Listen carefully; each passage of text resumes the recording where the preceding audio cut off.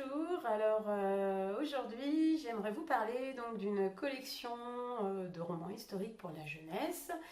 Donc j'ai eu la chance d'être contactée par une maison d'édition qui s'appelle La Nuée Bleue. Donc je ne sais pas si vous connaissez, mais La Nuée Bleue c'est une maison d'édition basée à Strasbourg, alors qui a un catalogue beaucoup en direction du lectorat adulte et donc avec une partie aussi dédiée à la jeunesse et donc avec plus particulièrement une collection de romans historiques pour la jeunesse qui s'appelle donc Graines d'histoire. Voilà, et dans le cadre d'un partenariat non rémunéré, eh bien, je vais vous présenter un petit peu plus en détail cette collection que je connaissais déjà avant d'être contactée, que j'ai du coup eu l'occasion d'approfondir. Et vraiment, c'est une super collection et on n'a pas besoin de vivre forcément en Alsace pour s'intéresser à cette histoire-là, parce qu'en plus, le choix qui a été fait, c'est de certes partir de l'histoire locale, régionale, mais toujours en se rattachant en fait à la grande histoire. Voilà. Donc en fait, on y trouve son compte d'où qu'on vienne. Voilà, tout simplement. Donc pour vous en dire un petit peu plus, cette collection, elle a été créée en octobre 2020, donc elle vient de fêter ses 5 ans, avec 15 titres actuellement au catalogue, et sur les 15, moi j'ai eu l'occasion d'en lire 7, donc c'est plutôt pas mal. Du coup j'ai un bon aperçu de ce qui est proposé, donc je vais vous en parler rapidement. Donc ça couvre vraiment toutes les périodes, de la préhistoire jusqu'au XXe siècle. Et il y a 3 personnes principalement qui travaillent autour de cette collection. Donc il y a Sylvie de Mathuisieux qui est la directrice littéraire et qui a également écrit plusieurs titres dans cette collection. Également Benjamin Strickler qui est illustrateur et donc il est l'illustrateur attitré de toute la collection. Donc il a réalisé vraiment toutes les couvertures et à l'intérieur des romans, il a réalisé également toutes les petites vignettes qui introduisent les chapitres. La petite vignette en noir et blanc, c'est toujours sympa, les enfants apprécient. Voilà, donc tous les romans sont construits de cette manière. Et la troisième personne, c'est Daniel Fischer, donc, qui est historien et qui est donc le directeur scientifique de la collection, parce qu'il a écrit donc tous les petits cahiers historiques qu'on retrouve à la fin et qui s'intitule Remontons le fil de l'histoire. Voilà. Sauf un. Sur les 15 titres, il n'y en a qu'un qui n'a pas écrit, c'est Deux soldats dans la neige. Voilà, c'est un autre historien du coup qui a écrit le petit cahier. Mais sinon, c'est Daniel Fischer. Alors, il y a eu aussi d'autres auteurs et autrices qui ont écrit dans cette collection, mais voilà, ce sont vraiment ces 3 personnes qui travaillent principalement autour de ces romans historiques pour la jeunesse. Donc, je vous le disais, c'est principalement donc, sur l'histoire de l'Alsace, la Lorraine, les Vosges, voilà, toute cette partie du nord-est de la France, mais avec cette volonté de rattacher à la grande histoire, parce que finalement, où que ça se déroule, il y a toujours un moment où ça se rattache quand même à de grands événements historiques, plus ou moins grands, on va dire. Donc voilà, c'est toujours super intéressant, et puis finalement, c'est aussi de la curiosité d'aller découvrir ce qui a pu se passer ailleurs, donc c'est vraiment très très chouette. Et puis ce qui caractérise bien cette collection, c'est aussi la volonté de rester au plus près de la vérité historique. Ils ont vraiment ce souci du détail, d'où l'appel du coup un historien d'ailleurs, pour valider ce qui est écrit dans les romans, ne pas s'écarter de la réalité, se baser vraiment sur des sources vérifiées.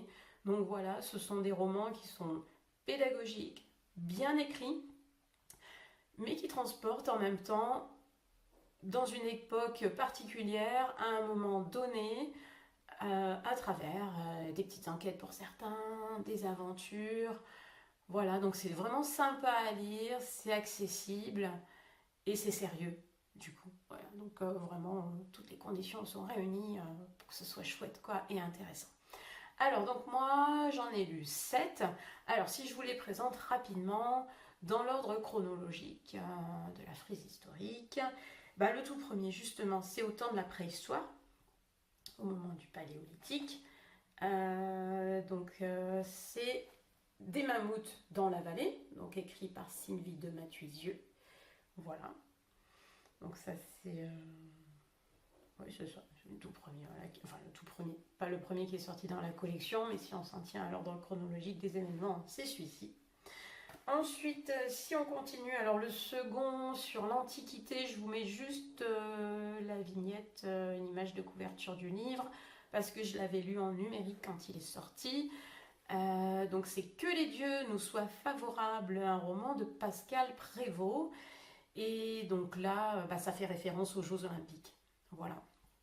Donc très chouette aussi. Et donc là aussi à partir d'une histoire locale. Et donc il va se raccrocher du coup à l'histoire des Jeux Olympiques. Comme quoi, voilà. Si on avance encore un peu, Moyen-Âge. Moyen-Âge et même toute fin du Moyen-Âge, 15e siècle, avec Gutenberg et le signe du dragon, donc de nouveau un roman de Pascal Prévost. Donc ça se passe à Strasbourg en 1438, et donc c'est là qu'on voit que Gutenberg a donc vécu quelques années à Strasbourg, et donc c'est une petite enquête qui amène à s'intéresser à ce qu'il est en train de faire dans son atelier d'orfèvre. Voilà, c'est assez étrange, les gens se questionnent beaucoup. Voilà, donc c'est intéressant, et puis ça fait intervenir des sortes de créatures assez étranges en plus, donc voilà, c'est vraiment bien fait, c'est très chouette. Alors après, il existe des titres sur les temps modernes et le 19e siècle, c'est juste que j'ai pas eu l'occasion de les lire, mais voilà, si ça vous intéresse, je vous invite à consulter le site de l'éditeur où vous retrouverez toutes les descriptions des romans. Et donc on va passer au XXe siècle avec Deux soldats dans la neige. Alors ça c'est le titre justement le plus récent, sorti en octobre 2025, signé Florence Génin-Metz. Et donc là, il est question de la Première Guerre mondiale, ça se passe en 1917 dans les Vosges. Et là, eh bien, il faut se rappeler qu'à ce moment-là, l'Alsace est allemande. Voilà. C'est vrai que j'y ai pas forcément repensé en commençant le roman, mais voilà, ça débute par ça, donc comme ça, voilà, on est tout de suite mis dans le contexte. Voilà, l'Alsace est allemande, et donc ça va être l'histoire d'enfants qui retrouvent deux soldats blessés dans la neige, un Allemand et un Français. Voilà. Je vous invite à le découvrir. Ensuite, on continue, 20e siècle, on avance un petit peu et on se retrouve dans les années 1930. Sauf que là, on part au Gabon. Au Gabon, au village de Lambaréné, où exerce le docteur Albert Schweitzer. Donc, au village où l'on soigne, c'est un roman de Sylvie de Mathuisieux. Et elle rend un bel hommage à ce médecin alsacien qui s'était installé là-bas pour soigner les populations locales, et qui a vraiment dédié sa vie aux autres. Vraiment, voilà, il avait un respect monumental pour le vivant au sens large. Voilà, il y a dédié vraiment toute sa vie, et il a d'ailleurs été récompensé par le prix Nobel de la paix, qui lui a été décerné en 1952.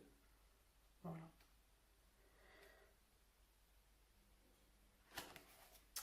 Au village où l'on soigne. Et ensuite, je continue avec Enfin libérée de Sylvie de Mathuisieux. Donc ça se passe à la fin de la Seconde Guerre mondiale, en 1944. Et elle aborde la libération de Strasbourg. Voilà, puisque oui, l'Alsace était redevenue allemande suite à la défaite française. Voilà, donc elle raconte à quel point ce dispositif a été très très long, puisqu'il ne s'est terminé qu'au printemps suivant. Voilà. Et le tout dernier roman que j'ai pu lire dans cette collection, donc là aussi je vous mets une image de couverture parce que je l'avais lu en numérique, c'est Le Retour du soldat malgré lui, alors coécrit par Sylvie de Mathuisieux et Daniel Fischer, donc l'historien. Et là, donc ça aborde la question des soldats malgré nous. On vient d'en entendre parler là, lors des dernières commémorations de la Première Guerre mondiale. Donc ces soldats alsaciens et mosellans qui ont dû de force s'engager dans l'armée nazie, puisque l'Allemagne avait repris l'Alsace-Lorraine suite à la défaite française. Voilà, donc on les a appelés les malgré nous. Voilà. Et donc c'est ce roman qui fait référence à ça. Voilà, et donc au retour de ces soldats dans leur foyer pour ceux qui ont survécu à la guerre. Voilà, donc comme vous le voyez, il y a plein de sujets abordés sur toutes les époques. Ce sont des romans qui font à peu près 120, 130 pages. Ils sont très accessibles, la lecture est plutôt facile, bien documentée, je vous l'ai dit. Donc franchement, ce sont des voyages dans le temps. On y apprend beaucoup de choses, à la fois sur toute la grande histoire, et puis voilà, c'est aussi découvrir l'histoire d'une région, hein, c'est pas négligeable non plus. C'est vraiment bien fait. Donc voilà, je vous invite vraiment à découvrir ces petits romans. J'espère que ça vous a plu et je vous donne rendez-vous à très bientôt pour un nouveau sujet, une nouvelle collection, des nouveaux titres, une nouvelle sélection, nous verrons. À très bientôt, merci.